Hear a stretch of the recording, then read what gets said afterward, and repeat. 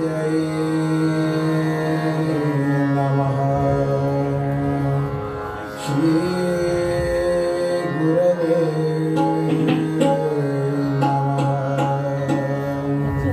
वक्रतुंड महाकाय सूर्यकोटि समप्रभ निर्विघ्नं कुरु मे देव सर्वकार्येषु सर्वदा। या कुन्देन्दुतुषारहारधवला या शुभ्रवस्त्रावृता या वीणावरदण्डमण्डितकरा या श्वेतपद्मासना या ब्रह्माच्युतशङ्करः प्रभृतिभिः देवैः सदा वन्दिता स्वां पातु सरस्वती भगवती निःशेषजाड्यापहा। गुरुर्ब्रह्मा गुरुर्विष्णुः गुरुर्देवो महेश्वरः गुरुः साक्षात् परब्रह्म तस्मै श्री गुरवे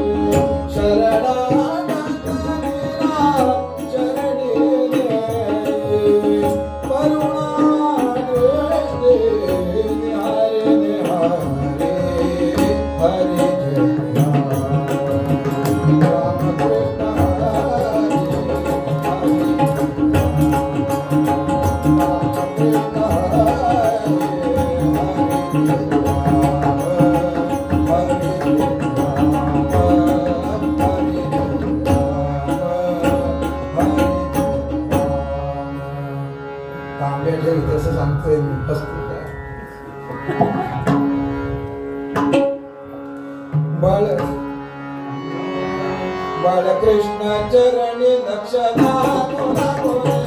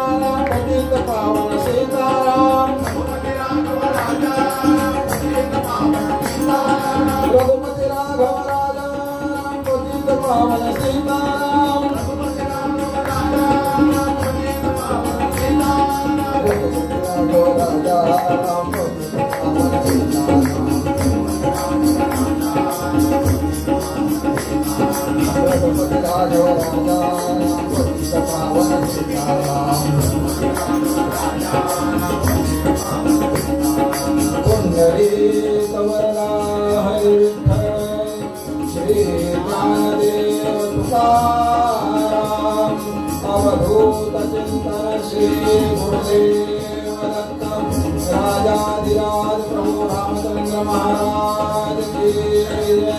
भगवान गोपाल कृष्ण महाराज की जय। श्री लक्ष्मी नारायण महाराज की जय।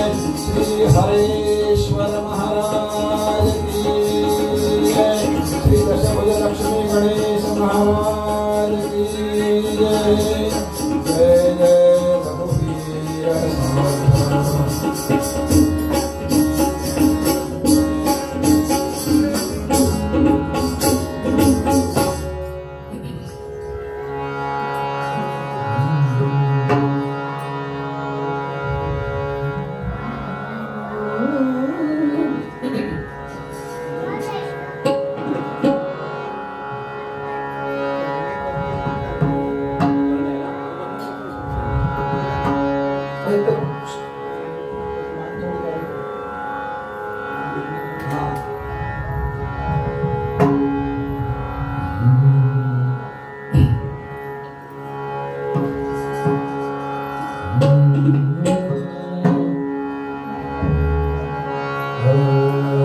हरि तुझे आवडी मजदारे हरि तुझे आवडी मजदारे हरि तुझे आवडी मजदारे आवडी मजदारे हरि तुझे आवडी मजदारे हरि तुझे आवडी मजदारे आवडी मजदारे हरि तुझे आवडी मजदारे आवडी मजदारे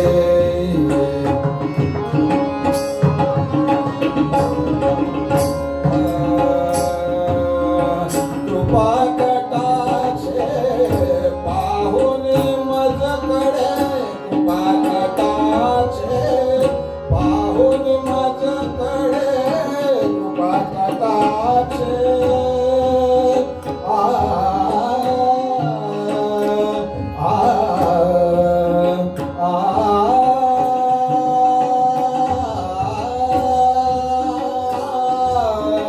कृपा कटाक्षे पाहुन मजकडे अहं ममता मतिने हो अहं ममता मतिने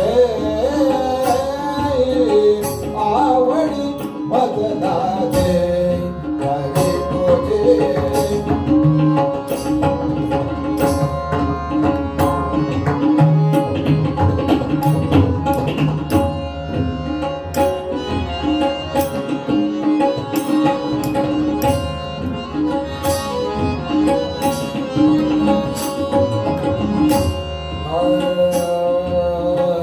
भूक घडोते असती कपाली भूक घडोते असती कपाली भूक घडोते असती कपाली तत्पर तुझ पर नाही रे तत्पर तुझ पर नाही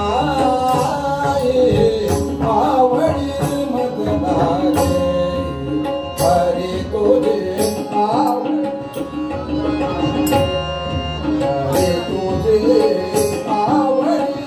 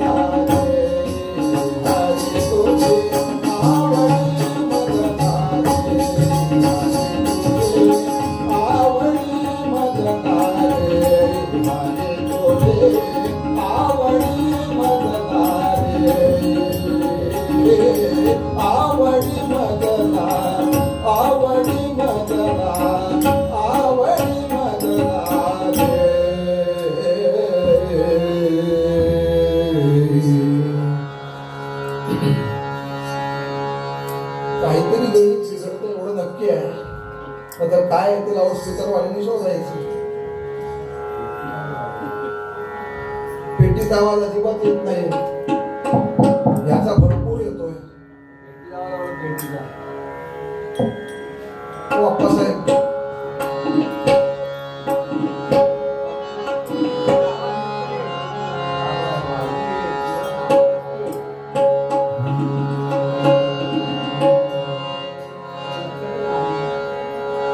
लक्ष्मीनारायण महाराज की जय. नेत्री दोन हिरे प्रकाश पसरे अत्यंत ते साजिरे, माथा शेंदूर पाझरे वरी बरे दुर्वांकुरांचे तुरे, माझे चित्त नुरे मनोरथ पुरे देखोन चिंता हरे, गोसावी सुत वासुदेव कविरे त्या मोरयाला स्वरे मंगल मोती.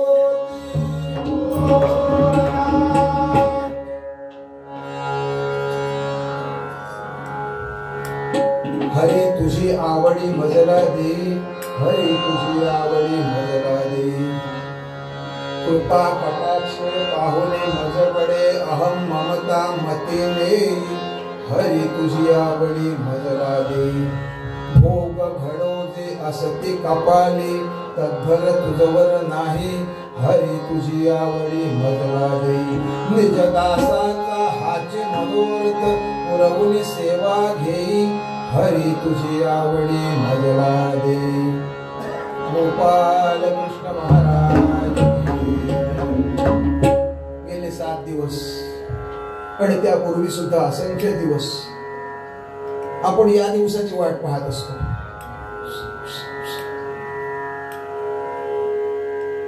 आणि त्याच्यासाठी आपण सगळं आपलं तन मन धन असं सगळं अर्पण करून निव्वळ त्यांच्यावरच्या श्रद्धेपोटी त्यांच्यावरच्या प्रेमापोटी आपण सर्व काही करत असतो. आणि आजचा जो दिवस आहे तो सगळ्यात पर्वणीचा, म्हणजे परमेश्वराकडे मागण्याचा. आता काल्याचं जे महती सांगितली जाते, काल्याची जी महती सांगितली जाते त्याच्यामध्ये असं सांगितलेलं आहे, आजचा काल्याचा दिवस किंवा आपण ललिताचा दिवस, ज्या ठिकाणी रामदासी कीर्तन पूर्वंपार होत असतात तिथे ललित साजरं केलं जातं, अन्यथा सगळीकडे काला साजरा केला जातो, अशी सर्वसाधारणपणे नारदीय कीर्तनामधली पद्धत आहे. हा काला देणं किंवा काला घेणं, काला सेवन करणं, एखाद्याने काला हातात घेतला तरी तो सेवन करू शकेलच सांगता येत नाही. संपूर्ण रांगेमध्ये बसलाय तरी सुद्धा एखाद्याच्या हातात काला पडेलच किंवा त्याला काला मिळेलच सांगता येत नाही. या प्रत्येक गोष्टीचे अधिकार ठरलेले आहेत.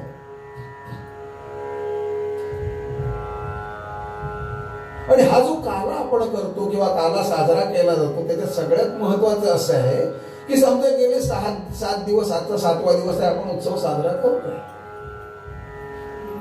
ह्या उत्सव साजरा करण्यामध्ये 7ही दिवस किंवा 7 दिवसातला जो काही आपल्याला योग्य वेळ असेल किंवा जो वेळ उपलब्ध असेल तो वेळ आपण परमेश्वराच्या द्वारामध्ये जर भरीस घातला तर त्याने मुक्तीचारी साधी येल्या.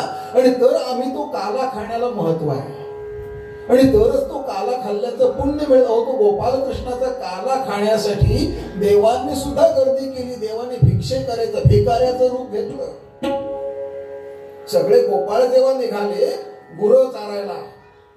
काय घेतलं होतं? बरोबर शिदोऱ्या होत्या प्रत्येकाच्या बरोबर. त्या सगळ्या शिदोऱ्या होत्या. गोपाल कृष्णाने पाहिलं प्रत्येक जण आपापली शिदोरी उघडतोय की त्या शिदोरीतला एक पहिला घास कृष्णाच्या मुखात भरवतोय. का? त्या कृष्णावरच्या प्रेमापोटी. मला कृष्ण दिसला पाहिजे असं आपण बसायचे म्हणून मंडलाकार बसले. कारण मंडलामध्ये बसल्यानंतर प्रत्येक माणूस जो असतो तो बाकीच्या सर्वांना दिसत असतो. मला कृष्ण दिसला पाहिजे. कृष्णाने पाहिलं,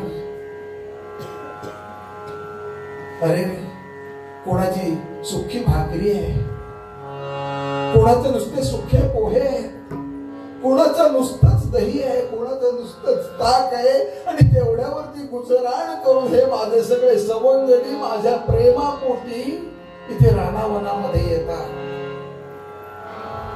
आपण असं नाही खायचं. आपल्या ज्या सगळ्यांच्या शिदोऱ्या आहेत मध्ये घोंगडी अंथरायची. त्या घोंगडीवरती सगळ्यांच्या शिदोऱ्या आहेत त्या शिदोऱ्या सोडायच्या त्या सगळ्या एकत्र कालवायच्या आणि त्याचा घास प्रत्येकाच्या मुखामध्ये कृष्णाने भरवायचा. आणि तो असा घेतोस का रे? नाही, चिवकाऊची गोष्ट नाही. पुन्हा गमत अशी आहे की देव स्वर्गातून अवतरले हा काला खाण्यासाठी. भिक्षे करायचं, भिकाऱ्याचं रूप घेतं. कृष्णाने ओळखलं, नाही नाही याला द्यायचं नाही.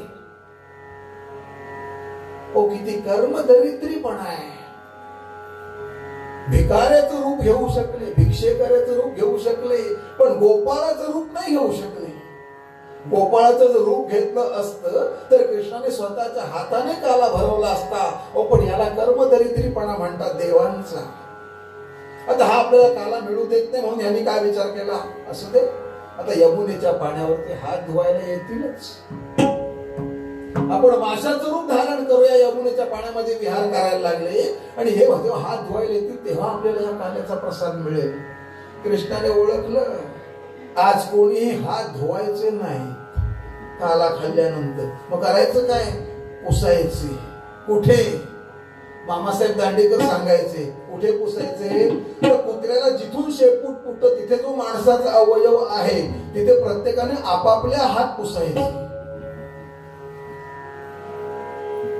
असा तो काला, त्याचा आजचा दिवस, आज मागण्याचा दिवस. साधू संतांनी भरपूर अभ्यास केला. त्यांनी विचार केला की प्रत्येक माणूस सुखासाठी धडपडतोय, सुखासाठी करीसी तळमळ, तरी तू पंढरीसी नाही एक वेळ. प्रत्येक माणूस सुखासाठी धडपडतोय. परमेश्वराला प्रसन्न करून जर घेतलं तर परमेश्वराकडे काय मागायचं हे आम्हाला कळत नाही. आम्ही मागणार काय? त्याच्या पुढ्यात गेल्यानंतर सुद्धा आमच्या मनामध्ये संभ्रम, 1 कोटी मागू की 2 कोटी मागू? कारण सध्या कोटीमध्ये भाषा चालते म्हणून कोटी. कोटी या शब्दाबद्दल कोटी नाही करायची. पूर्वी लाखामध्ये भाषा चालायची, आता कोटीमध्ये चालते. आपल्याला तिथे सुद्धा संभ्रम की 1 कोटी घेतल्यानंतर ती माझी गरज भागल्यानंतर पुन्हा माझी गरज उत्पन्न होणार आहे, मग 2 कोटी घेऊ? अरे अनंत हस्ताने तो द्यायला बसलाय आणि आम्ही किती कर्मदरिद्री किंवा दळभद्री आहोत की त्याच्याकडे 1 कोटी रुपये मागतो. हे आम्हाला कळत नाही. आमची मूढमती आहे आणि ती मूढमती आमची सुदृढ व्हायला हवी, सज्जनमती व्हायला हवी, चांगली मती व्हायला हवी. आणि आम्हाला काय मागायचं परमेश्वराकडे ते आम्हाला कळायला हवं. यासाठी संतांचे अवतार झाले. आणि मूळ पद्यामध्ये म्हणूनच समर्थ आपल्याला सांगतात की तुम्हाला कळत नाही ना बाबांनो, म्हणून मी सांगतोय काय मागाल परमेश्वराकडे? हरी तुझी आवडी मजला देवी, हरी तुझी आवडी मजला देवी. काय मागायचं परमेश्वराकडे? आणि तुझ्याबद्दलची आवड माझ्या मनात उत्पन्न कर आणि ती कायम सचेत ठेव. आज उत्पन्न झाली, पुन्हा विसरला. सगळं काही मला मिळालं, महाबलाढ्य मी झालो, सगळे ग्रह मी माझ्या सिंहासनाखाली पालथे घेतले, पालथे घातले आणि त्या रामाला विसरलो. म्हणून अंतिम टप्प्यामध्ये ज्यावेळी रावण असतो, अमृत कुंभावरती नेम धरल्यानंतर रावणाचा पराभव होतो. रावण धारातीर्थी पडतो, मरत नाही.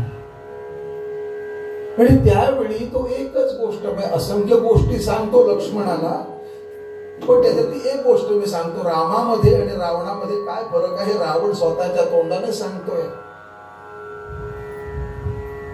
रावण सांगतो मी महाज्ञानी, महापंडित, महाविद्वान म्हणून तू माझ्याकडे आलास राजनीती शिकायला. मला ज्ञानाचा अहंकार होता आणि रामाला अहंकाराचं ज्ञान होत. हा सगळ्यात मोठा फरक आहे. हा आम्हाला अहंकाराचं ज्ञान करून देणारा राम आमच्याकडे प्रत्यक्ष बसलेला आहे, प्रत्यक्ष आमच्या समोर उभा आहे, प्रत्यक्ष गोपाल कृष्ण आमच्या समोर उभा आहे. आणि आम्ही काय मागणार त्याच्याकडे? हो येते सह्याद्री कन्या पतिसुत ललना यौवना माझी जेवा, राम स्त्री नाम कान्हा त्यजुनी उरतचे, पीडिते फार आमा, हस्ती हस्तेंद्र वृंदांतक मुख रिपुचे नाम पूर्वार्ध नाही, या लागी क्ष्मा सुतेशा हरि अनुज सखी स्वल्प हे येत नाही. गोपाल कृष्ण भगवान पेशवे आपल्या राज्यामध्ये वेश पालटून फिरतायत की आपल्या राज्यामध्ये कोणी भुकेला, कोणी कंगाल नाहीये ना, कोणी दरिद्री नाहीये ना. इतक्यामध्ये एका मॉलच्या बाहेर पेशव्यांच्या राज्यातील, म्हणजे कदाचित लक्ष्मी रोड असेल तो, एक मुटकुळ दिसतं, काहीतरी असं पांघरलेलं आहे, आणखी काहीतरी चिरकुट दिसतं. म्हणून ते प्रधानजीला पाठवतात. आपल्या राज्यात कोणीही भुकेला, कोणीही गरजू राहू नये. आत्ताचं सरकार सुद्धा तेच करते. तुम्ही काहीही काम करू नका, आमच्या बहिणी लाडक्या. ओ लाडाने लेक नासे, हे कसं कळत नाही सरकारला. जाऊ दे, आपल्याला त्याविषयी घेणं देणं नाही. पण हे जे काही तिथे होतं चिरगुट, पण काहीतरी घोंगडी दिसली. प्रधानजी गेले, काठी होती, त्या काठीने जरा ढोसळून पाहिलं. कोण आहे, कोण आहे? त्या घोंगडीच्या खालून आवाज आला. प्रधानजी म्हणे, कोण आहे? ओठ उठून बसला. काय, कोण आहेस तू? साहेब, माझ्याकडे काय नाही हो, भिकारी आहे. हे बघ, हे पेशवे महाराज आलेले आहेत, तुला काय हवंय ते त्यांच्याकडे मागून घे, तुला काहीही द्यायला तयार आहे. होय. मग तेव्हा तो माणूस असं सांगतो की येते सह्याद्री कन्या पतिसुत ललना यौवना माझी जेव्हा. एक एक चरण आपण सोडवूया. येते येते सह्याद्री कन्या म्हणजे कोण? सह्याद्रीची कन्या. अशी अशी अशी वाहत येते, आपल्या मंदिराच्या खालून सुद्धा ना ते वाहत. ती सह्याद्रीची कन्या, तिचा पती, जिथे जाऊन मिळते तो तिचा पती, त्याचा सुत. काल पौर्णिमेला आपण पाहिला, त्या सुताची ललना म्हणजे आत्ताच इकडे तिकडे पसरली ती रजनी किंवा दिशा किंवा रात्र म्हणू आपण. पतिसुत ललना यौवना माझी देवा म्हणजे रात्रीचा जेव्हा बहर येतो किंवा रात्रीचा भर आपण म्हणू, तो ज्यावेळी येतो, येते सह्याद्री कन्या पतिसुत ललना यौवना माझी जेव्हा. पुढे रामस्त्री नाम कान्हा त्यजून. रामस्त्री, रामाची स्त्री कोण? सीता. त्याच्यातला कान्हा त्यजून सीत. उरत जे पीडिते फार आम्हा. भरपूर थंडी लागते. पुढे रामस्त्री नाम कान्हा त्यजून पीडित उरत जे पीडिते फार आम्हा. हस्ती हस्तेंद्र वृंदांतक मुख रिपुचे नाम पूर्वार्धन आहे. हस्ती म्हणजे हत्ती, हस्तेंद्र वृंदांतक, हत्तींच्या कळपाचा जो अंतक आहे तो म्हणजे कोण? सिंह. वृंदांतक मुख, त्याचं मुख आहे आणि बाकी नराच आहे म्हणजे नृसिंह. हस्ती हस्तेंद्र वृंदांतक मुख रिपुचे नाम पूर्वार्धन आहे. त्याचा तो रिपू आहे, नृसिंहाचा रिपू हिरण्यकश्यपू. त्याच्या नावातला जो पूर्वार्ध आहे हिरण्य, ते आमच्याकडे नाही. या लागी क्ष्मा सुतेशा. या लागी म्हणजे म्हणून क्ष्मा, क्ष्मा सुतेशा. क्ष्मा म्हणजे पृथ्वी, तिची सुता कोण? धरणीतून येते भूमिकन्या. सुतेशा, तिचा ईश कोण? पुन्हा राम. या लागी क्ष्मा सुतेशा अरी. रामाचा अरी कोण? रावण. अरी अनुज सखी. त्या अरीचा अनुज कोण? कुंभकर्ण. त्याची सखी कोण? झो. ती मला अजिबात येत नाही थंडीला. अरे गाढवा, पेशवे प्रसन्न झाले, जे काय होते ते झटपट मागून घ्यायचे की एवढी लांबड लावायची. पण प्रधानजी शहाणा होता. प्रधानजीने सांगितलं की महाराज, हा अतिशय गरीब आहे आणि आपल्या गावामध्ये, आणि म्हणून मला एखादं कांबळं द्या, हे तो सांगतो. म्हणजे पेशवे प्रसन्न झालेत, मागतो काय तर कांबळं. थंडी लागते म्हणून झोपणार तिथेच उकिरड्यात, पण कांबळं हवंय. प्रधानजी हुशार असतो. महाराज, आपल्या संपूर्ण राज्यामध्ये कांबळे नावाचे एक जे गाव आहे ते याला बक्षीस म्हणून हवंय. हा प्रधानजी त्या काळातला होता म्हणून ते बक्षीस त्याला मिळवून दिलं असतं. दिलं. आता जर प्रधानजी असता तर त्याच्या नावावर कांबळे नावाचं गाव घेतलं असतं. काहीही खाऊ शकतात, गवत खातात, चारा खातात, पैसा खातात, शेण खातात, सगळं खातात. शाळेजवळ मुलांना पाण्यासाठी विहीर पाहिजे म्हणून अर्ज लिहिला, अर्ज पाठवला. विहिरीसाठी काही लाख रुपये मंजूर करून झाले. कागदावर विहीर पाडून झाली, लाख खाक. थोड्या दिवसांनी बदली झाली, दुसरा अधिकारी आला. शाळेजवळची विहीर आहे, त्याच्यात कदाचित मुलं पडण्याचा संभव आहे म्हणून विहीर बुजवण्यात यावी. पुन्हा काही लाख विहीर बुजवण्यासाठी आले. गोपाल कृष्ण भगवान. आणि म्हणून आम्हाला काय मागायचं हे कळावं म्हणून संतांचे आमच्यावरती उपकार आहेत. हे चिदान देगा देवा तुझा विसर न व्हावा, गुण गाईन आवडी हेची माझी सर्व जोडी. हेची दान देगा देवा, परमेश्वरा मला दान दे. पण दान दे हे सांगताना सुद्धा तेवढा अधिकार आम्ही अगोदर प्राप्त करून घेतला पाहिजे. श्रवणम कीर्तनम विष्णू स्मरणम दास्यम सख्यम आत्मनिवेदनम पूजनम वंदनम पादसेवनम, 9 विधा भक्ती सांगितलेले आहेत. याच्यातली जी आम्हाला भक्ती जमेल ती आम्ही परमेश्वराची केली पाहिजे. येता जाता उठत बसता कार्य करिता, तदा देता घेता वदनी वदता ग्रास गणिता, घरी दारी शय्येवरील अतिसुखाचे अवसरी समस्तांची लज्जा तेजुनी भगवत चिंतन करिता. हे आम्हाला जमलं पाहिजे. येता जाता श्रीराम श्रीराम श्रीराम, हे जमलं पाहिजे हो. आणि जर आम्ही त्याला सदान कदा कायम अव्याहतपणे जर त्याला हाक मारत असू तर आमचा शब्द त्याच्या ओळखीचा असेल. आणि मग संकट समयी जर आम्ही त्याला हाक मारली, नवे नवे हाक मारावीच लागत नाही. न मागता काही न करिता सेवा आलासी का देवा पंढरी. हो पुंडलिका आई वडिलांचे हात पाय चेपत होता. पुन्हा विषय असाच आहे की जुन्या काळातला आहे म्हणून आज आमचा पंचा किंवा नॅपकिन पडलेला असताना समोरून एखादं पोरगा लहान पोरगा हे बाबा ते जरा उठून दे, ते हॅक करायचं सुद्धा तसदी घेत नाही.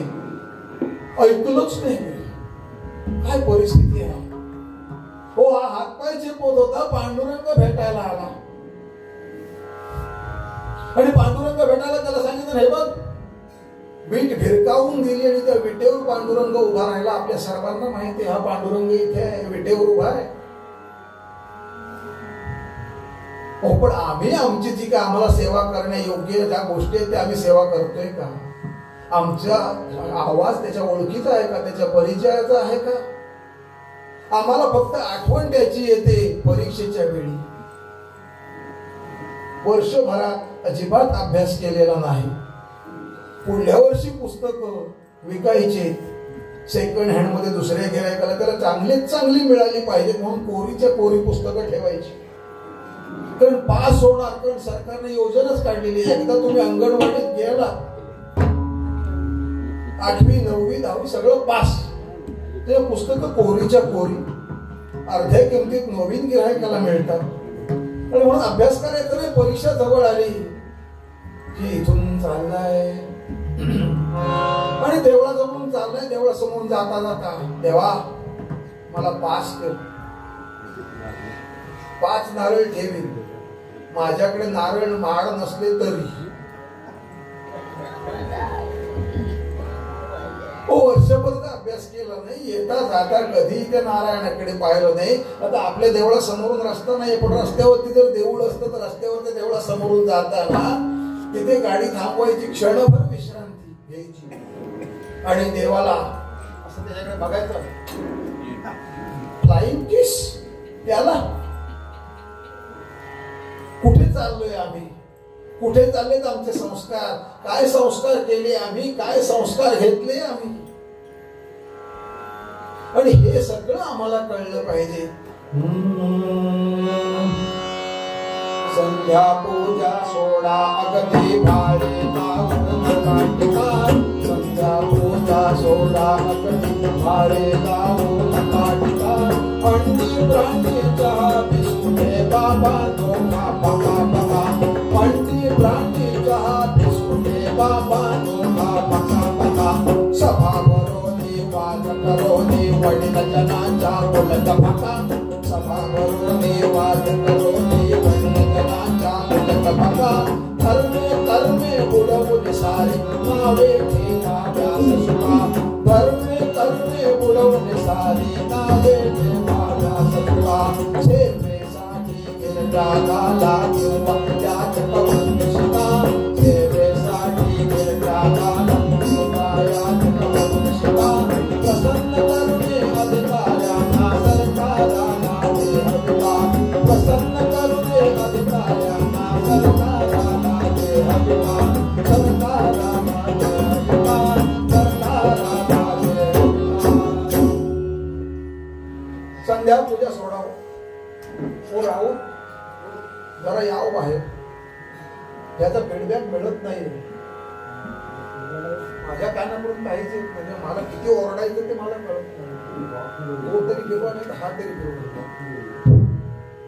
असं फुंकर मारलं की जोरात येतोय पण इथे येत नाही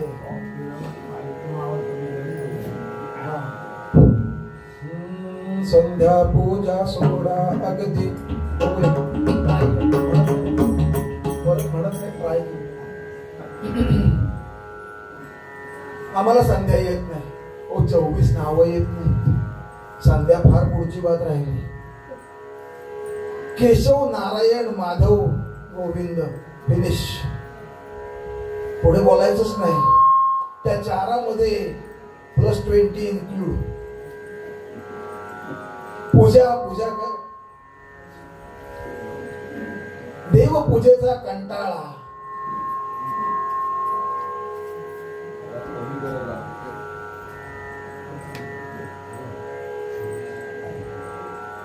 जाऊ दे पूजा करता येत नाही आम्हाला गंध उगाळीता कष्टी आणि आवडीने भांत घोटी गंध उगाळताना आम्हाला कष्ट होता जे ते घोड घ्यायचं ओ त्याच्यात सुद्धा सोपे मार्ग निघाले तो उगाळायला नको सहाण घ्यायला नको ते लाकूड घ्यायला नको हातात घासायची गरज नाही काडी एवढी मिळते पाण्यात बोट बुडवायचं काडीवर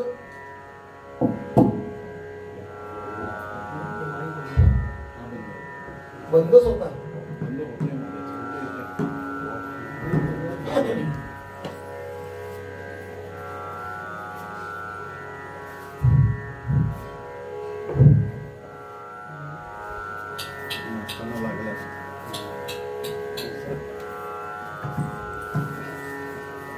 संध्या नको पूजा करायला नको ते सोडा अगदी भारी लावू नका टीका काही लावायचं नाही कपाळावर आपण गेले 7 दिवस पाहतोय आपल्याकडे उत्सवामध्ये एका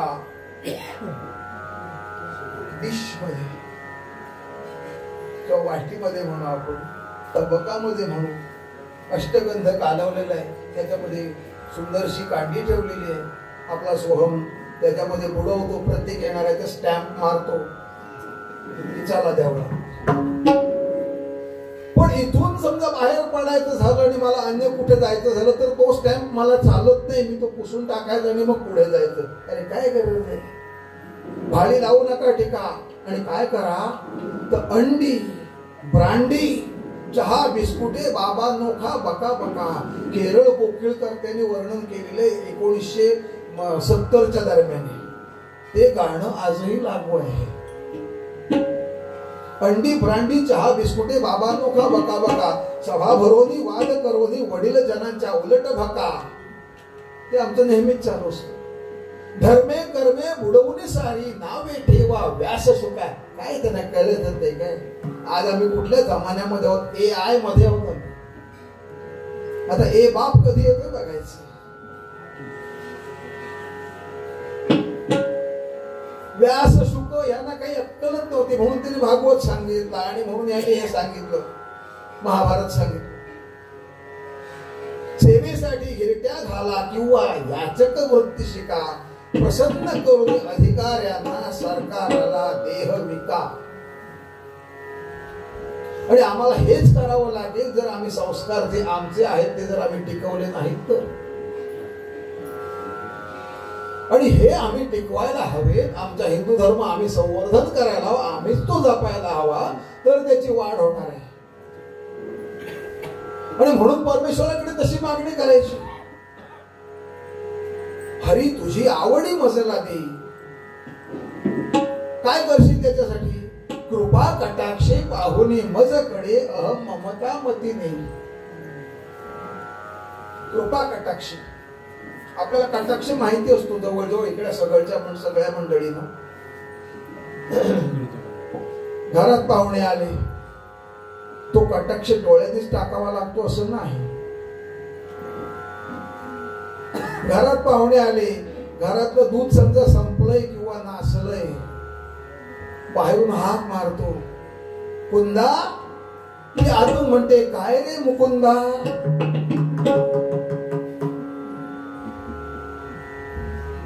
तो जो प्रतिसाद असतो त्या प्रतिसादावरूनच या मुकुंदाने समजायचे की हिला चहा ठेवायला सांगू की नको. याला सुद्धा कटाक्षच म्हणतात.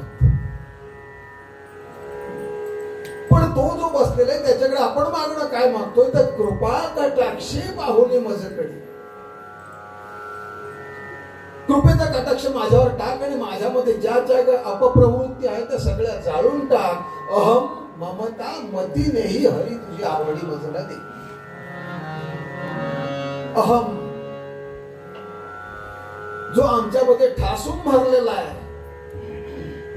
तो बाहेर काढायचा. आणि तो बाहेर काढण्यासाठी आमच्या या घटामध्ये जो अहंकार भरला आहे तो बाहेर काढायचा. त्याच्यामध्ये नामस्मरण आम्ही जास्तीत जास्त झिरपवलं पाहिजे तर तो आपोआप बाहेर पडेल. तो असा काही धरला हाताला आणि काढून टाकला असा निघणार नाही.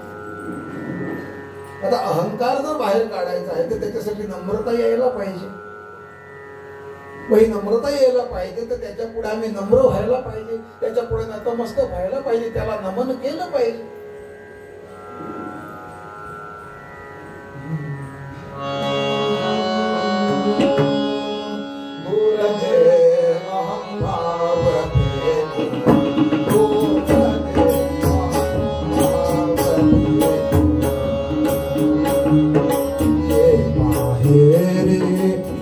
हृदयात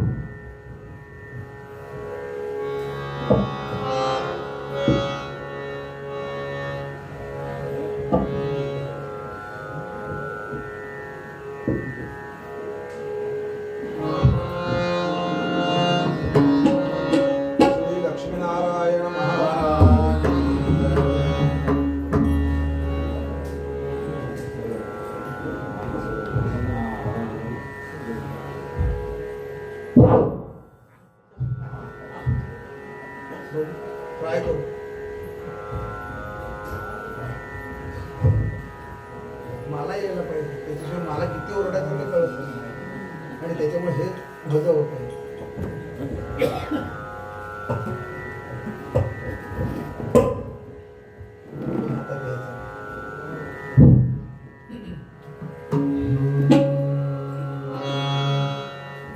हा पण बॉक्स मगाशी फिरवला आपण आता येते बघूया. ये बाहेरी निज हृदयाचे मंदिर तू सोडून स्वामीसाठी सर्व सिद्धता तेथे ठेव करून दूर दे अहम भाव फेकून. तू बाहेरी आल्यावर तो काय करी येईल मग चालून आपोआप येणार आहे. आमच्यात ज्यावेळी हे सगळं घाण आहे ती बाहेर पडेल ना त्यावेळी तो आपोआप येणार आहे. येईल मग चालून तू बाहेर आल्यावर तो येईल मग चालून आत्मरूप तो प्रकट तुझ पुढे करील आनंदून दूर दे अहम भाव फेकून. काव्य आत्मरूप तो प्रकट तुझ पुढे करील आनंदून. जे खळांची व्यंकटी सांडो काया संकल्पी रती वाढो भूता परस्परे रडो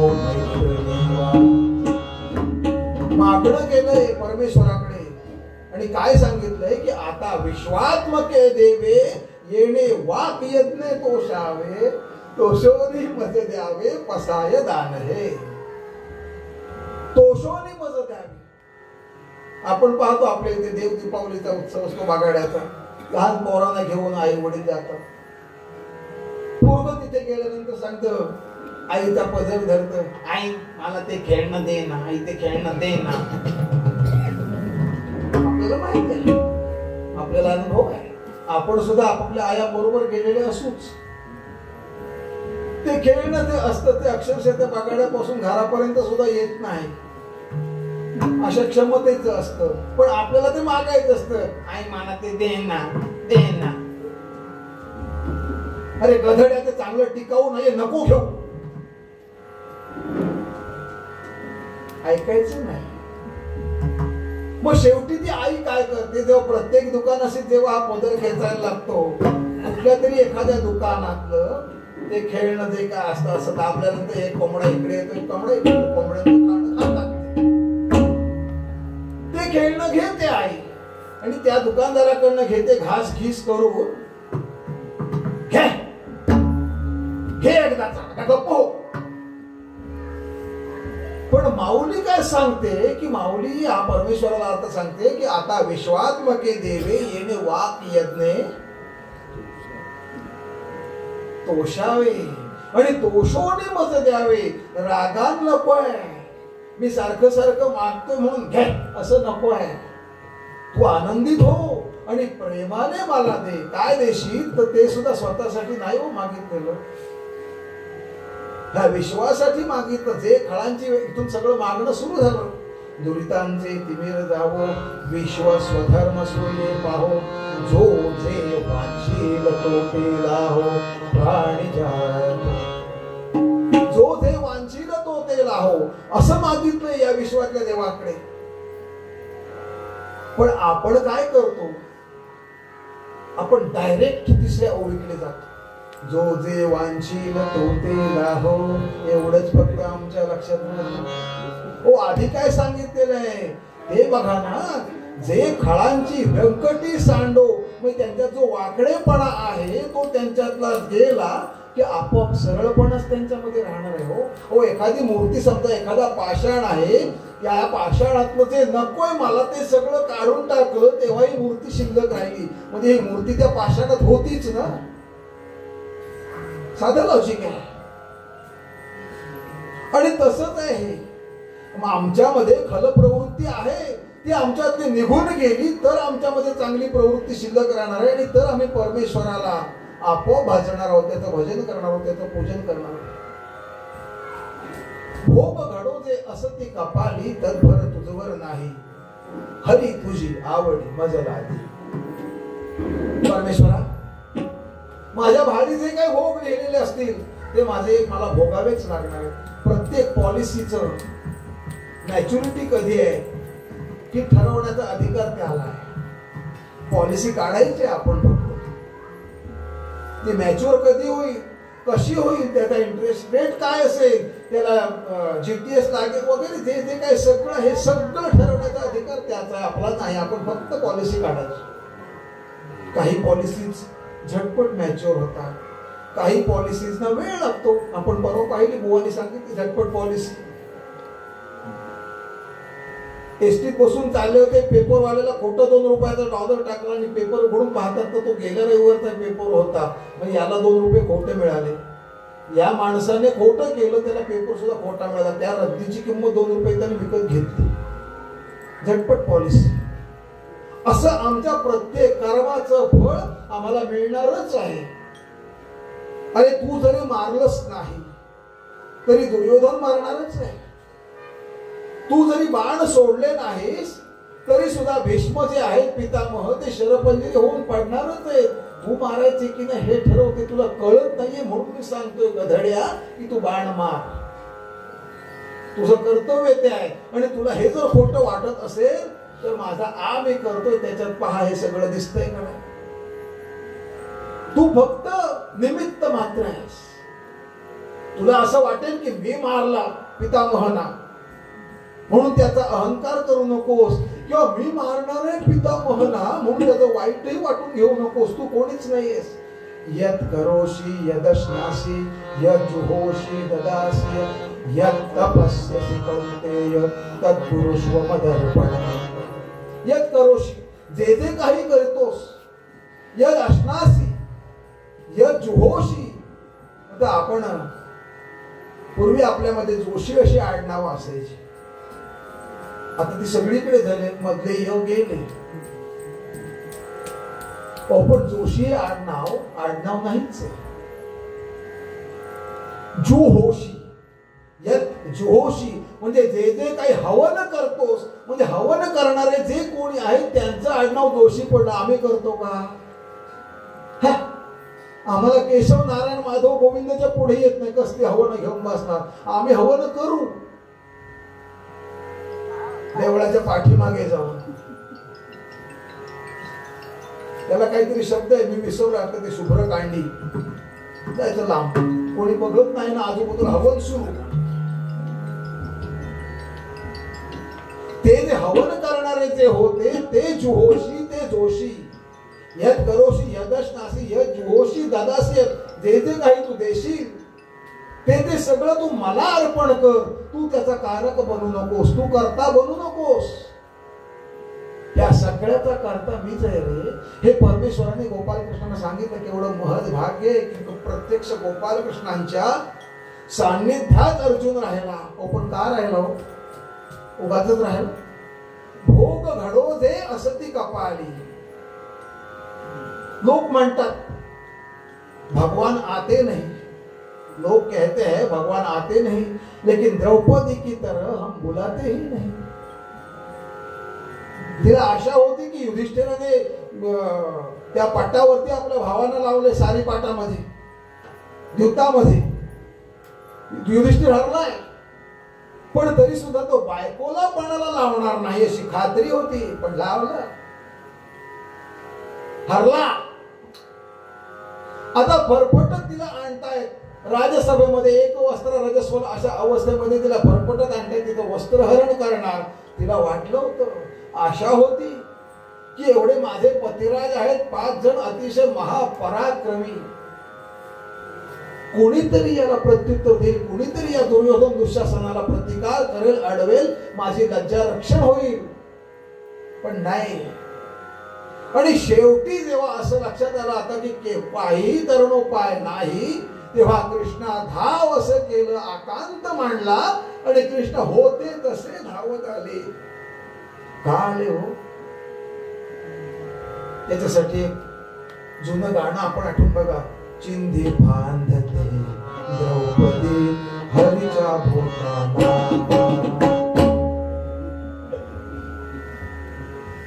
ओ माझा शालू आहे का काय आहे याचा कोणताही विचार न करता तो टरकन फाडला आणि हरीच्या बोटाला बांधला.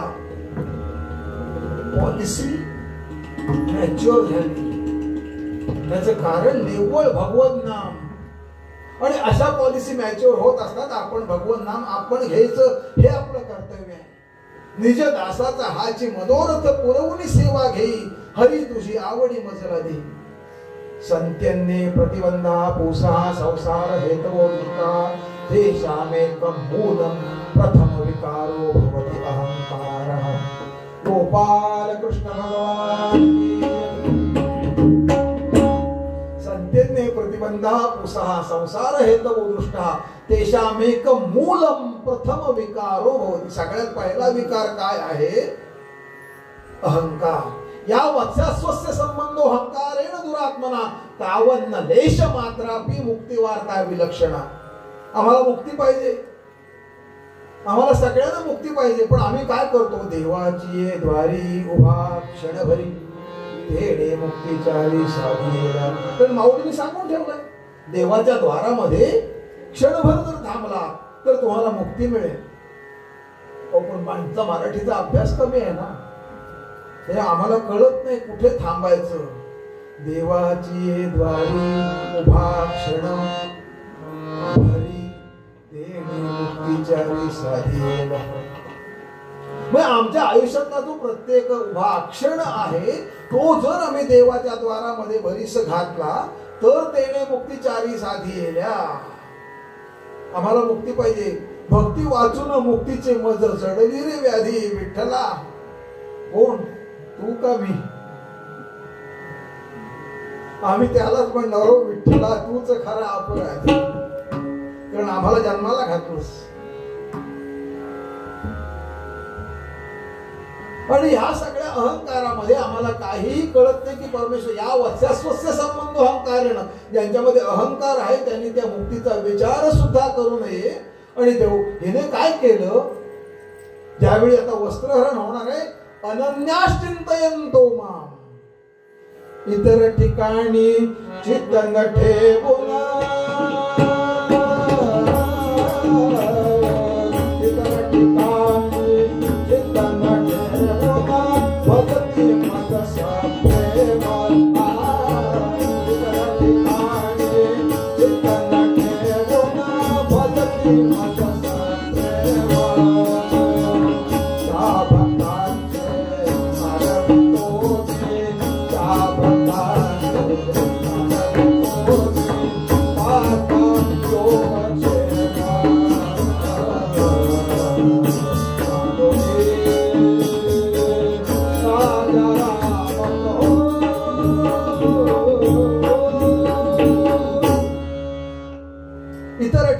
चित्त न ठेवून भजती मद सप्रेम, त्या भक्तांचे चालवितो मी पार्था योगक्षेम.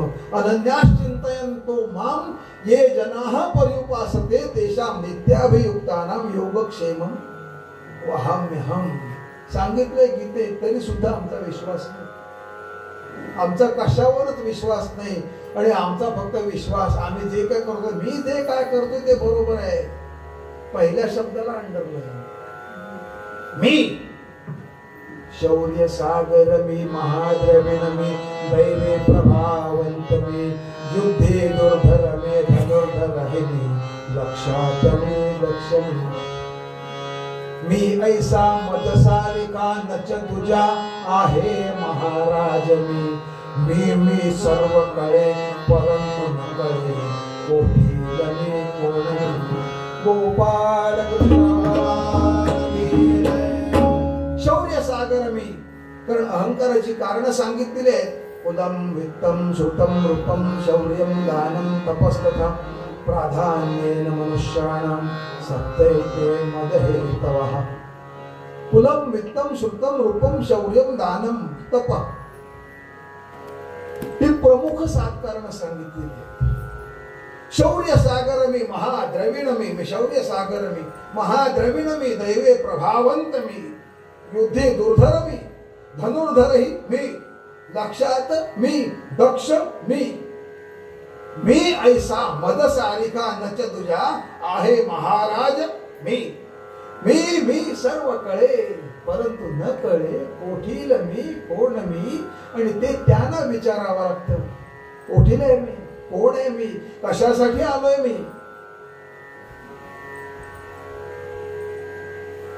आणि हे त्यांना विचारल्यानंतर ते आम्हाला उत्तर देतील, पण त्याच्याकरता आमची तपश्चर्या त्या तोपर्यंत जायला पाहिजे.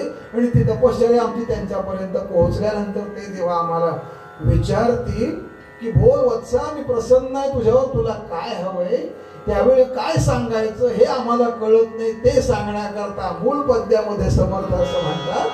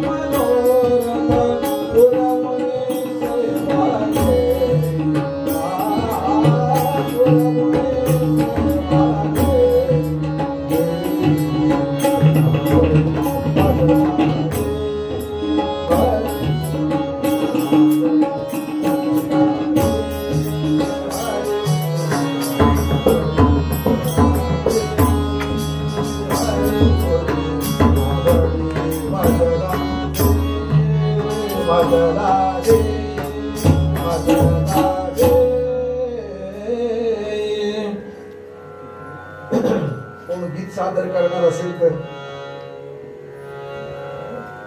घड्याळाकडे बघून वेळेकडे बघून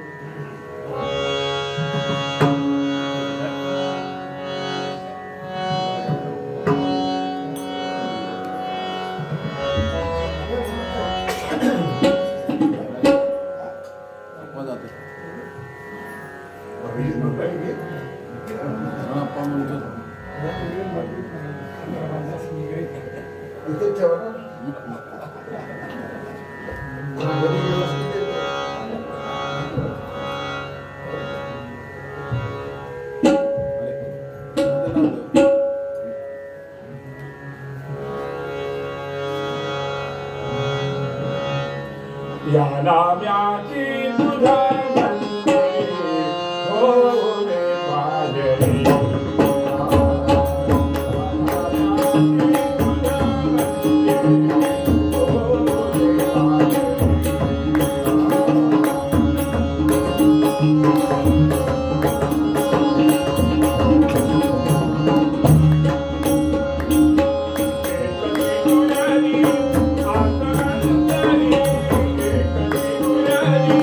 Thank you.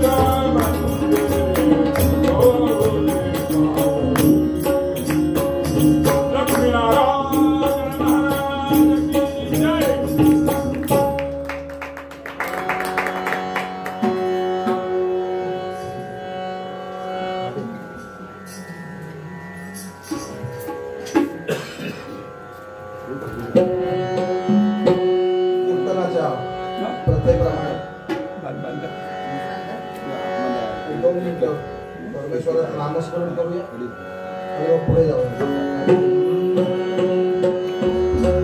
श्री नारायण जय नारायण जय जय नारायण नारायण जय नारायण जय नारायण जय जय नारायण नारायण जय नारायण जय नारायण जय जय नारायण नारायण जय नारायण जय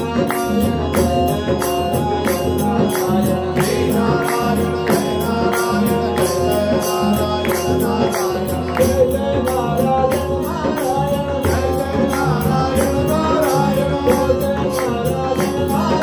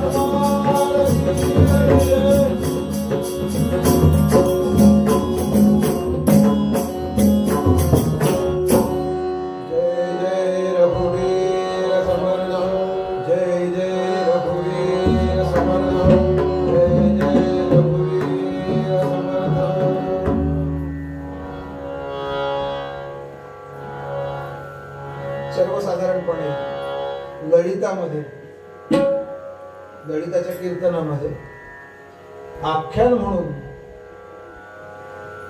स्वयंवर लावावं एखादं, अशी पद्धत आहे. किंवा प्रकटीकरण असावं, स्वयंवर किंवा प्रकटीकरण, त्यातलं एक काहीतरी जमेल असा प्रयत्न आपण करूया. मी कोण कोठील कुठे मज लागे जाणे, मी कोण कोठील कुठे मज लागे जाणे, काहे जगात घडले मम साच येणे, याचा विचार करणे शिणलो मी वाया, ते सांगून सुख करा मद स्वामी राया.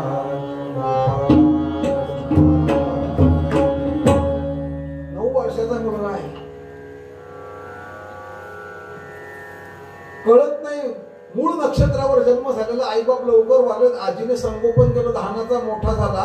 एका ठिकाणी कीर्तन ऐकायला गेला होता, कीर्तन प्रवचन ऐकायला आजी आजोबा घेऊन जात असत, अशी पूर्वीची पद्धत होती नातवंडांना. आणि आजी घेऊन गेली होती. त्या कीर्तनामध्ये त्याला दृष्टांत किंवा कीर्तन असं इतकं आवडलं की आपल्याला जर आपल्या जीवनाचा मार्ग हवा असेल तर आपल्याला सद्गुरू असण्याची गरज आहे असं कानावर पडलं. आजीला विचारतोय, आजी आजी मला सद्गुरू कुठे भेटेल ग, कधी भेटेल ग, सारखं सारखं विचारतोय. शेवटी आजी, अरे गधड्या, आपण कीर्तनाला जातो ना, कीर्तन संपल्यानंतर आपण काय करतो, बुवाच्या पाया पडतो. त्यावेळी जे काही त्या 2, 2.5, 3 तासात ऐकलेलं असेल ना ते बुवांना सांगायचं तुमचं तुम्हाला घ्या, त्यातलं घरी काय आणायचं नसतं. आजी तसं नाही ग. शेवटी आजी वैतागते, कंटाळते. जाऊन त्या गोदावरीला विचार, गोदावरी माझ्या प्रश्नाचं उत्तर देईल, नक्की दे. रोज सकाळी उठून जायचं गोदावरीवर पहाटे 5 वाजता वगैरे वगैरे, नदीवरती बुडी मारायची, स्नान करायचं, गोदावरी मातेच्या प्रवाहामध्ये उभं राहायचं, गोदावरी मातेला रोज विचारायचं, गोदावरी माते मला सद्गुरू कधी भेटेल ग. गोदावरी माता सांगते की तुझा सद्गुरू, त्याला दृष्टांत दिला, त्यांना हसतात ते दृष्टांत, आम्हाला पडतात ती स्वप्न. गोदावरी मातेने दृष्टांत दिला, बाळ असाच तू असाच जा दौलताबादला, आणि दौलताबादला तुला तुझे गुरु भेटते. कोण गुरु वगैरे वगैरे सगळं नाव गाव सांगितलं, कसं जा ते सांगितलं. घरात आजीला सांगितलं, आजी मी नदीवर चाललोय, आणि धूम ठोकली हो. दौलताबादला मजल दरमजल करत चालत वाटेने रानातून जंगलातून वनातून असा चालत चाललाय. आणि दौलताबादला येऊन पोहोचला त्या किल्ल्याच्या खाली, दौलताबादच्या.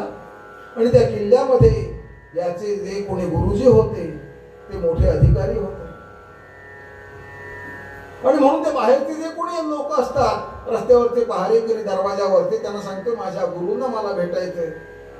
स्वामी जंगम फकीर बेटा, स्वामी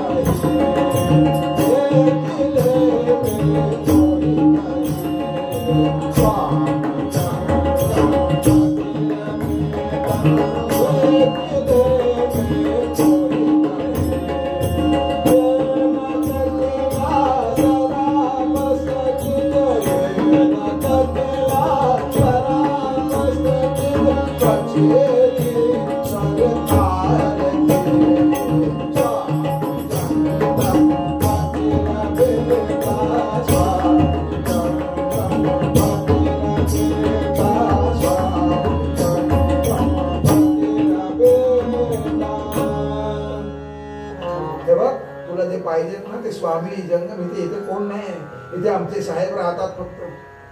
अहो तुम्ही ज्यांना साहेब म्हणताय ना, तुम्ही ज्यांना पंत म्हणताय ना, तेच माझे गुरुजी आहेत, तेच माझे स्वामी आहेत, त्यांनाच मला भेटायचं. म्हणून त्या स्वामींची भेट घेतो हा बालक. अतिशय उत्तम प्रकारचे संस्कार लहानपणापासून येते. त्या बालकाची तेजस्वी मूर्ती पाहिल्यानंतर स्वामींना सुद्धा आनंद होतो की शिष्य असावा तर तो असा. आणि हा शिष्य त्यांच्या पुढ्यात गेल्यानंतर पहिला प्रश्न हाच विचारतो की मी कोण, कोठील कुठे, मजला की जाणे, काहे जगात घडले ममसाच येणे, याचा विचार करून शिणलो मी वाया, ते सांगून सुखी करा मज स्वामी राया. लोटांगण घालतो चरणावर जनार्दन स्वामींच्या. हा आमचा जो आजच्या कथेचा हिरो आहे ते संत एकनाथ महाराज पैठण क्षेत्रात. आणि यांच्याकडे राहतो. ते सांगतात हे बघ माझ्याकडे भरपूर लोक कामाला आहेत, तुला मी कामाला ठेवेन, पण माझ्या घरी राहायचं आणि माझ्याकडे जे कोणी नोकर मजूर वगैरे आहेत त्यांच्या सगळ्या भाजीपाल्याचा जो हिशोब आहे तो सगळा तू ठेवायचा वगैरे वगैरे सगळी कामं करतो. पण मूळ याचा उद्देश असा असतो की जनार्दन स्वामींच्या मार्फत परमेश्वराची भेट घेणं. कारण जनार्दन स्वामींची आणि परमेश्वराची भेट होत असते आणि असाच सद्गुरू मला पाहिजे. आणि म्हणून रामाकडे जायचं झालं तर आपण सुद्धा डायरेक्ट रामाकडे न जाता अगोदर हनुमंतांचा सल्ला घ्यावा, त्यांचं बोट धरावं आणि मग रामाकडे जावं. म्हणून भीमरूपी आधेडी रामरक्षा नंतर असं म्हणण्याची पद्धत असो. हळूहळू असे दिवस जातात आणि अतिशय यांची मर्जी संपादन करतो जनार्दन स्वामींची. आणि सांगतो की महाराज मला भेट घ्यायची आहे तुमच्या गुरूंची, मला परमेश्वरांची भेट घ्यायची. आणि परमेश्वरांची भेट घ्यायची म्हटल्यानंतर ते सांगतात ठीक आहे मी आता लवकरच जाणार आहे, स्वामींची भेट घ्यायला मी लवकरच जाणार आहे आणि तिथे गेल्यानंतर मी जाताना तुला बरोबर घेऊन जाईन. पण जाताना घेऊन जाईन म्हणजे निघताना फक्त माझ्या बरोबर तू असशील, मी पोचेन अगोदर, कारण मी घोड्यावरून जाणार आहे आणि तू. झालं जनार्दन स्वामी घोड्यावर बसतात, स्वार होतात आणि निघतात जायला. आणि प्रभंजन तीर्थ असा उल्लेख आहे, तिथे जायला निघतात आणि जायला निघतात. त्यांच्या पाठून हा निघताना बरोबर असतो धावत पळत काटे कुठे दगड धोंडे याचा कोणताही विचार न करता त्या प्रभंजन तीर्थाच्या इथे स्वामींसोबत जातो, जनार्दन स्वामींसोबत. जनार्दन स्वामी सांगतात हे बघ मी आता ध्यान लावणार आहे आणि ध्यान लावल्यानंतर मी परमेश्वरांना हाक मारणार आणि ते आल्यानंतर मी त्यांना नमस्कार करणार. मी नमस्कार केला की तू नमस्कार करायचा. झालं. हे ध्यान लावतात जनार्दन स्वामी आणि ध्यान लावल्यानंतर काशाय वस्त्रं करदण्डहारिणं कमण्डलं करेण शङ्खं चक्रं गदां भूषितभूषणाढ्यं श्रीपादकमलं गोपाल कृष्ण महाराज की अवधूत चिंतन श्री गुरुदेव. झालं. हे हाक मारतात आणि दत्त महाराज येतात.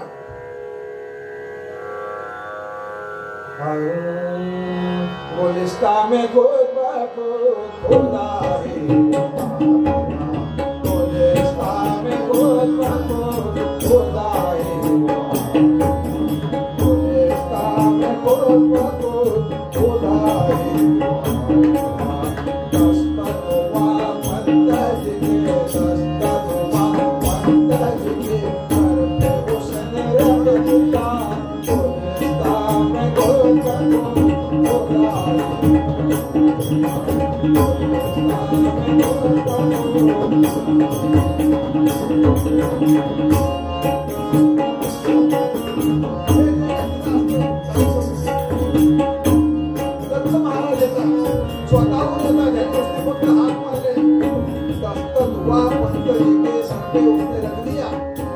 हातामध्ये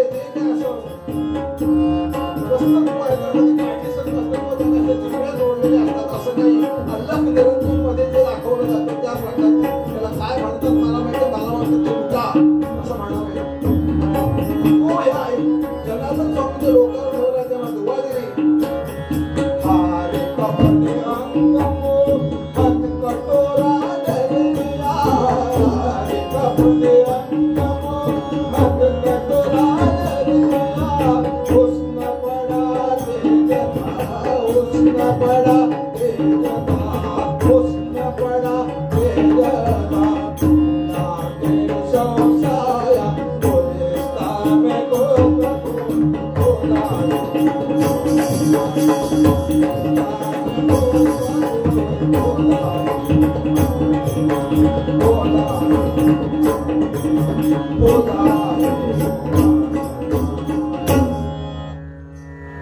अतिशय तेजस्वी पण हिरवी कपडी घातलेली, दाढी वाढवलेली, मिशी नाहीये.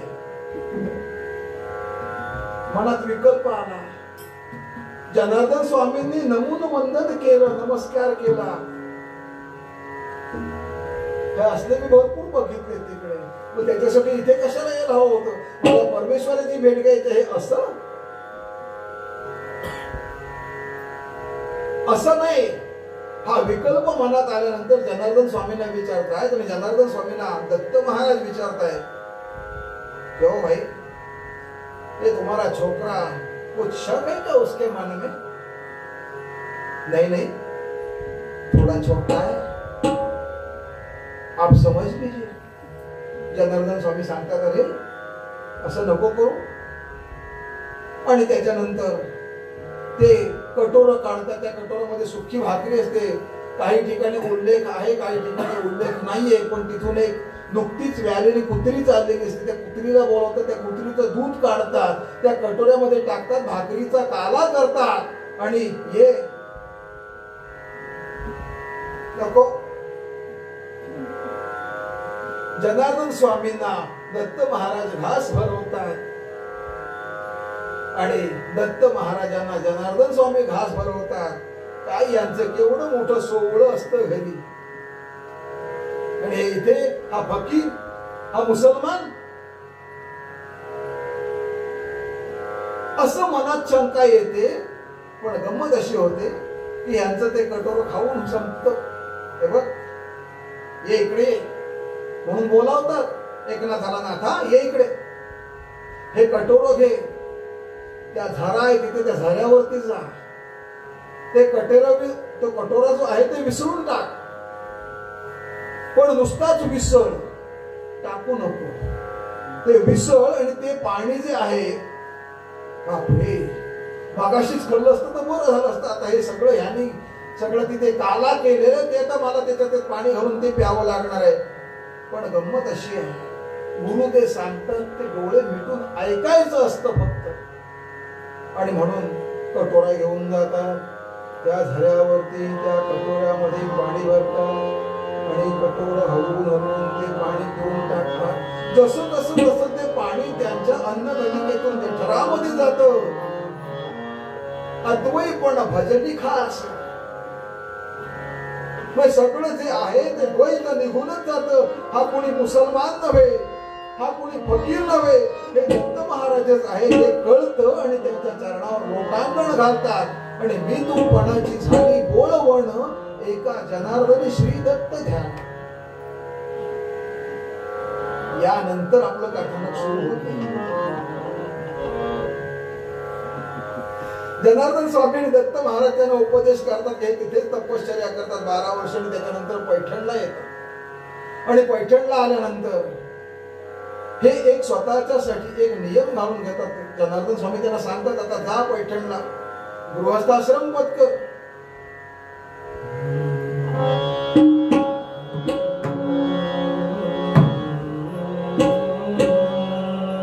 धन्य धन्य ते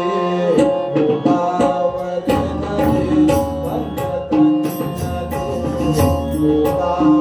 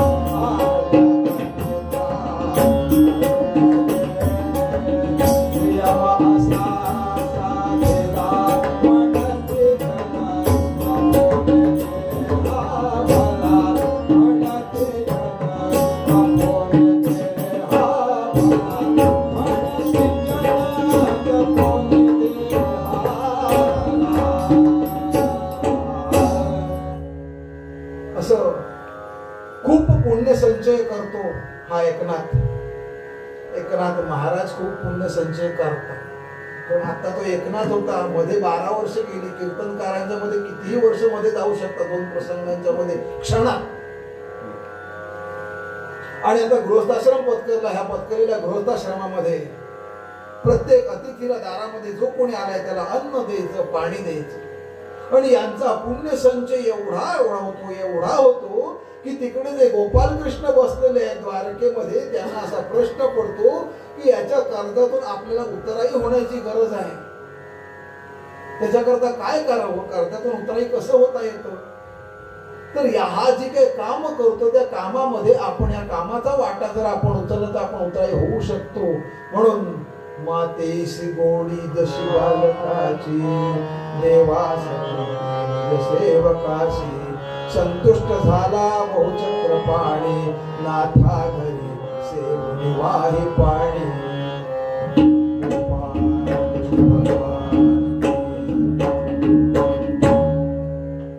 आले गोपालकृष्ण, आले एकनाथांकडे आले.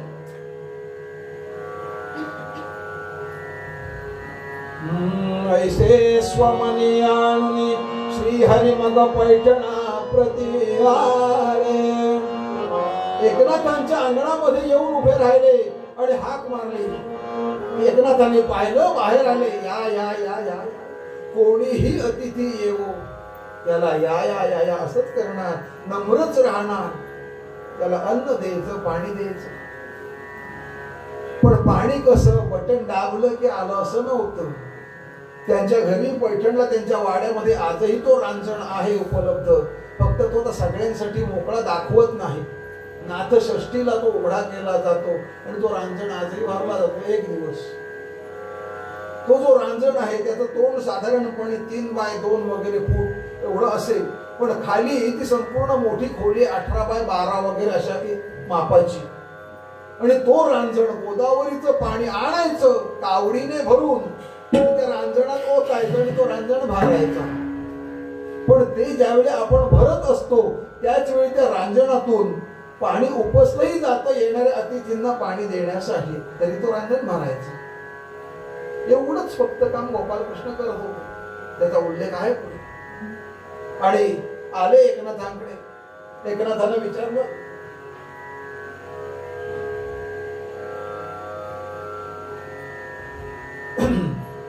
काय रे, काय काय काम आहे? जेवायला खायला वगैरे घालता, हे आहे सगळं पुढचं? नाही महाराज, आपल्याकडे आपली काहीतरी सेवा करावी असा माझा हेतू आहे. माझी सेवा? काय करशील? काही नाही, आपल्याला पाणी भरायला मदत कर. आपण जी सांगाल ती सगळी कामं करेन. बरं बरं. पण मग बाबा रे, म्हणजे मला माणूस हवाच होता नोकरीसाठी, पण तू नोकरी करणार ना? हो. मग तुला वेतन काय द्यायचं? मधले बरेच प्रकार टाळतोय, कारण आपल्याला घड्याळ पण पाहायचं. तरी वेतन काय देऊ मी तुझला हे सांगतात.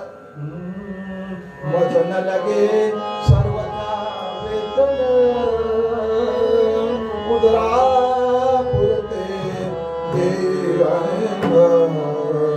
वस्त्रे द्यावी जीर्ण जीर्ण, सेवा करीन निषेधेने.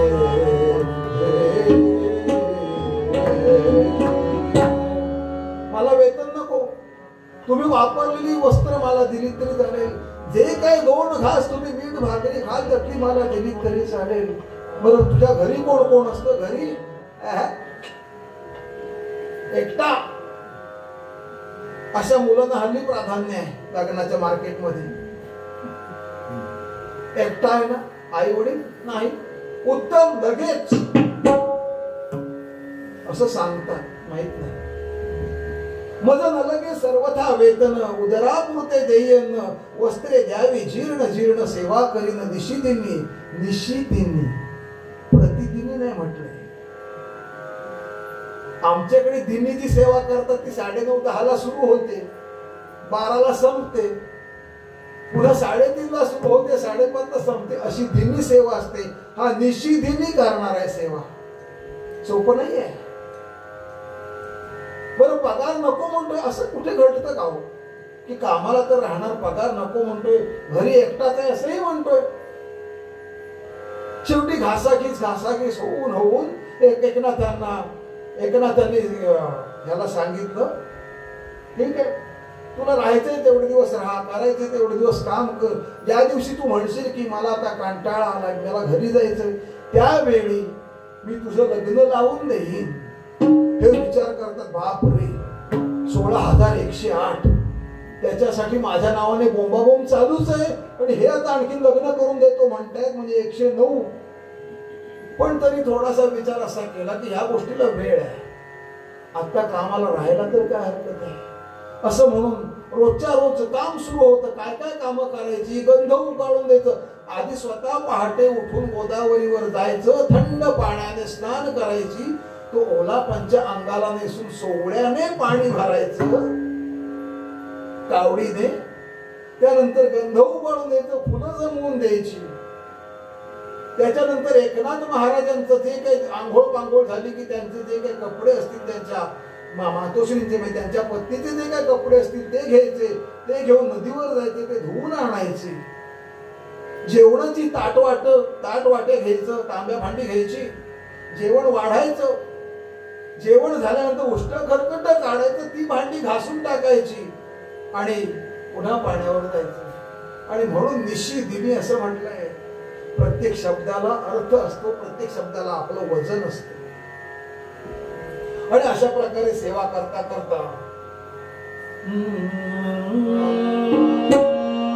सेवा करी स्वयं सेवा करी स्वयं सेवा करी स्वयं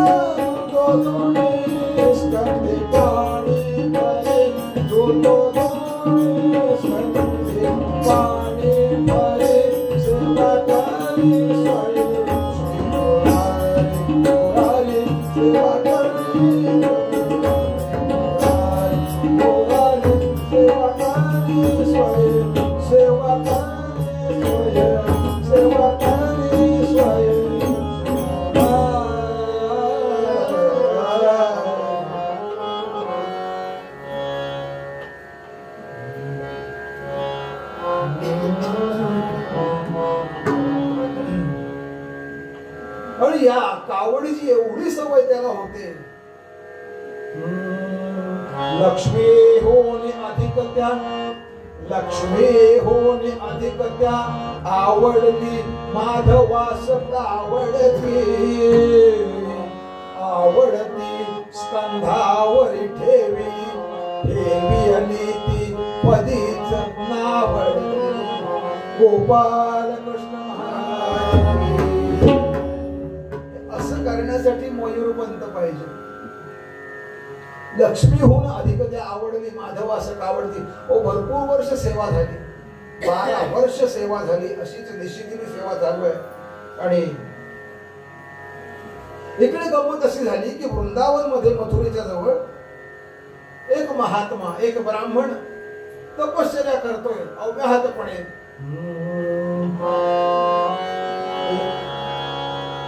श्री कृष्ण गोविंद हरे मुरारे, हे नाथ नारायण वासुदेव, प्रद्युम्न दामोदर विश्वनाथ, मुकुंद विष्णु भगवन् नमस्ते. गोपाल अव्याहतपणे तपश्चर्या चालू आहे. गोपाल कृष्णाचं नामस्मरण तर 12 वर्ष. मला गोपाल कृष्णाचं सगुण दर्शन पाहिजे म्हणून तपश्चर्याला बसलाय. एवढे वर्ष तपश्चर्या झाली पण हाताला योग्य असं फळ मिळत नाही. गोपाल कृष्णाचं सगुण दर्शन होत नाही. आणि म्हणून असा सुषुप्त अवस्थेत असताना पुन्हा त्याला दृष्टांत झाला. रुक्मिणी मातेने दृष्टांत दिला, अरे तू कृष्णाचं सगुण रूप दर्शन व्हावं म्हणून इथे वाट पाहत बसलाय. 12 वर्ष झाली मी पाहते, तू तपश्चर्या करतोस. पण तुला त्यांना सगुण रूपामध्ये जर पाहायचं असेल ना तर तू पैठणला जा, एकनाथांकडे जा. त्यांच्याकडे श्रीखंड्या या नावाने हे काम करताय. झालं. ब्राह्मण देवा निघे त्वरेने जाण्यासी पैठणा पाहू म्हणे एकनाथ ब्राह्मणा.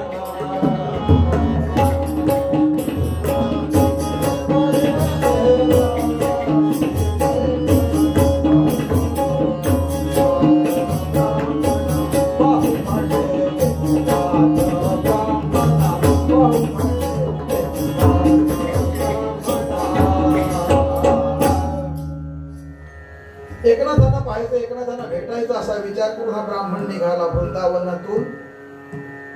ट्रेन नाही, एसटी नाही, शिवदेवी नाही किंवा कुठली प्रायव्हेट गाडी नाही, कार नाही, काय नाही, काय नाही. पायी खटावा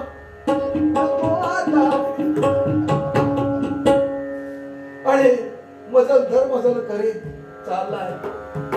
आणि तेव्हा सुद्धा मुखाने श्रीकृष्ण गोविंद हरे मुरारी चालूच आहे. आला पैठण क्षेत्री आला. म्हणजे किती वेळात आला, म्हणजे एवढ्या वेळात काय येऊ शकतं, कुठलं वाहन, आपले विचार हेच वाहन येऊ शकतात. आणि आला पैठणला. पूर्वीची पद्धत अशी होती की वेशीवरती आल्यानंतर आपण नदीच्या घाटावरनं उतरून नदीवर जायचं, नदीवरती हातपाय वगैरे स्वच्छ धुवायचे आणि तिथून पुन्हा घाट चढायचा आणि गावात जायचं. म्हणून वेशीवरती आला. घाटाच्या पायठणा उतरतोय गोदावरीच्या पाण्यात जाण्यासाठी. इतक्यामध्ये त्या पायठणा उतरताना त्यांना पायठणा चढणारी एक आकृती दिसली. खांद्यावरती कावड आहे. आकृतीचं वर्णन केलंय कवीने. सकला तिची टोपी डोळे सगात